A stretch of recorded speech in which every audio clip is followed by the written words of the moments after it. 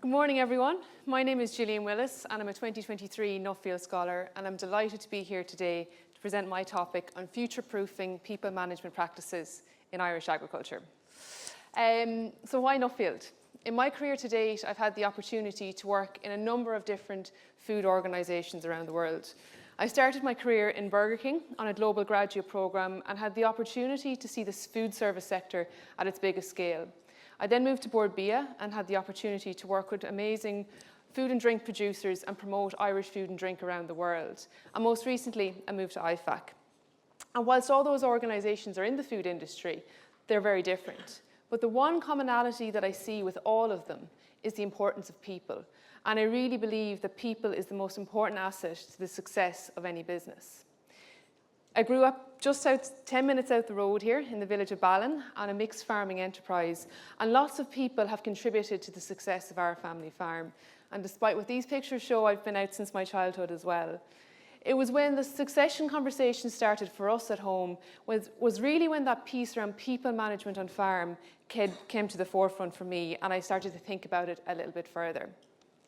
So with that, it's important to consider the people challenges in agriculture, and three key questions: the who, the where, and the how.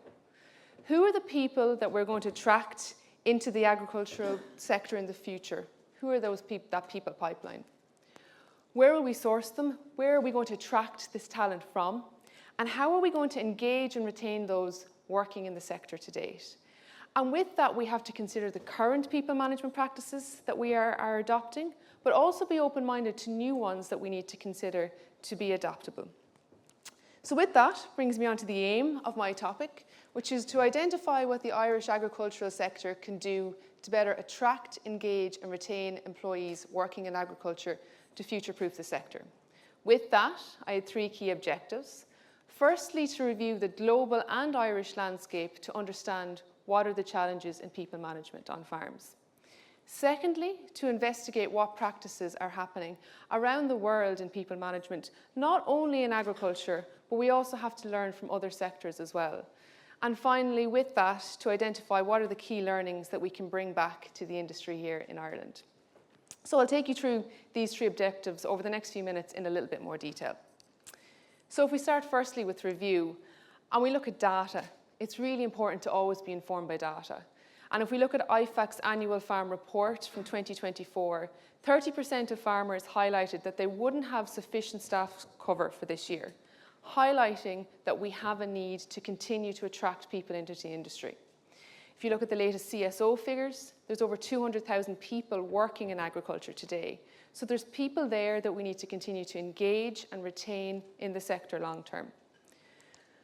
When you move on to the evolution of agriculture, and if we think back in centuries gone by, farms were smaller, but they had lots more people working on them. So within the role of the farmer were those people management skills. As mechanisation has come on board, we've seen that role of people manager go out of the role of the farmer as we go back to mainly one-person operations. We're now evolving again. Farms are starting to get bigger. And whilst mechanisation is still there, we now need people on farm to support in those roles as well. So we have to bring the role of people manager back into the role of the farmer. When you think then about communication, and all of us here today have a phone that we're using to operate our business and farm at home, and that's of growing importance in the industry. We also use it, a lot of us, to have social media accounts where we portray our farm brand and our farmer brand online. And that's of growing importance too, in terms of how we attract people from near and afar to work on our farms. And finally, when you think about trends, and trends in the human resource management space, the three biggest trends around the world at the moment are hybrid working, learning and development, and artificial intelligence. And it's really important how we consider bringing those into people management in agriculture as well. Like many of my scholars before me here today, Nuffield has provided me with an amazing opportunity to travel to lots of countries around the world and see some incredible farms and businesses and meet some really amazing people. On my travels, I got to go to New Zealand, Australia, Kenya, the Netherlands, UK, Chile, and Canada. And with that, saw some really great examples of people management, which I'll talk about in the next couple of slides.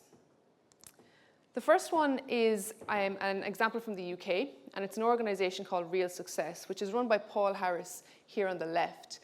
And Paul saw a gap in the market to come in and bring people management skills on farm. So the mission of Real Success is really to develop people management skills of employers and people managers on farms to make it a more attractive and sustainable industry long term. So he comes on farm and he works with the employees and the employers to do personality tests, identifying the different personality and behavioural traits of those working on farms. He shares the results in a group environment so that everyone can know how everyone's personalities are different and how they can communicate differently. And that has seen huge success in a lot of the farms that he's worked in across the UK, including this one here, which is a farm of Mike King, just outside Bristol, which is a large dairy farm. And Mike and Paul have been working together for over 10 years now. And on the day I visited this lady here on the right, it was her first day, which meant she did her personality test on the first day. And it's now a key part of their onboarding process on the farm. They come in, they do the personality tests, and they share the results with their manager, but with everybody working on the farm. So it's really clear, we all communicate in different ways, but we have to know how to communicate with each other. That's what's really important. The second example is also from the UK, and it's an initiative called Ag Diversity. And it's actually run by a Nuffield Public and Reputation Outreach Group, spearheaded by Amy Jackson, who spoke here last year. This group was set up by the recognition from the industry in the UK that they also have a challenge around the people pipeline in agriculture. However, there's a changing workforce. There's a growing ethnic population in the UK. There's a challenge, however, amongst farmers to feel comfortable speaking in that area of diversity and inclusion. So this group was put together to essentially look at how they can educate farmers to feel more comfortable speaking in that space. So they're developing a number of online learning modules to educate farmers to feel more comfortable having conversations with people from more diverse backgrounds. They're also then going to create a register where all farmers who've partaken in the course will be listed, so people from ethnic backgrounds, more diverse backgrounds, know that they are welcome to work as well. Moving on to the next objective then, of identify. And from visiting different farms and businesses, looking at what the best performers were doing was really important. And some of the key learnings there. Getting the basics right. It's not new, it's not only in farming, it's everywhere. But when you walked onto a farm and you saw the most engaged employees, the really big common factor was they were getting the basics right. There was a place for employees to go, have a cup of coffee on their break, have a locker, clean bathrooms. It was really clear that that was important to them. Having an onboarding program when they joined a new farm to get to know the running of the farm and understand what their tasks were was really important as well. The second area is around communication. Communication is really, really important, and it works two ways. It's important for the employer to be really clear on the tasks that they're giving to their employees, but also what the long-term goals and vision are of the farm, so the employee knows what they are working towards. Again, that communication works two ways, that the employee feels listened to, that they can give their ideas in terms of how they can contribute to the long-term success of the farm too. And the third area is around innovation. And when you go on to different farms, one of the things that struck me too was those really great operators weren't just looking at the physical roles on farms, but they were also looking at other roles that could contribute to the success of the farm, whether that be in data analysis, whether it be in admin, whether it be in social media.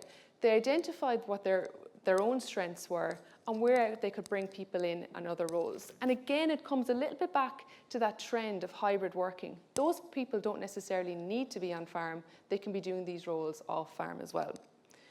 So with all of that, it allowed me to identify what I came up with, which is the STAR framework. And the STAR framework looks at how we can help farmers to attract, engage, and retain people working in agriculture. So to talk through it in a little bit more detail, we start first with the suitability piece.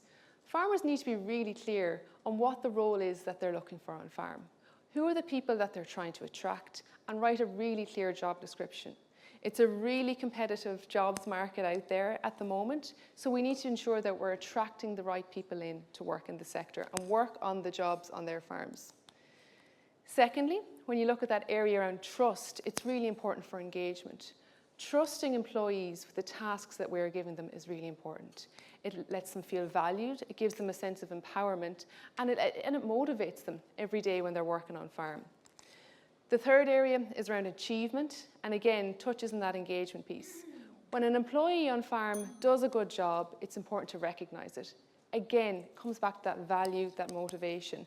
And I think whilst we're Irish people aren't that fond of compliments, we all like to get that pat on the back and say, well done. And the final area is around reward. And reward is really important for retention.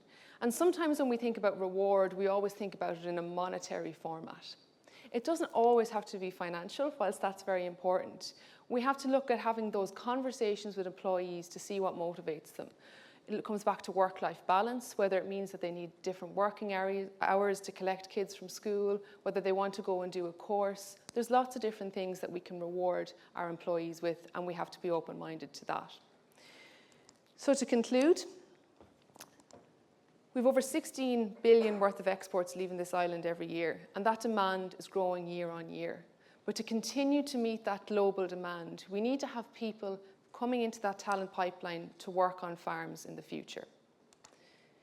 We need to embrace change. As a sector, we are changing. We've heard some examples of that this morning from my fellow scholars. We need to adapt to that change. We need to think a little bit about those HR trends that I discussed as well, and embrace all of that to be forward thinking for the industry.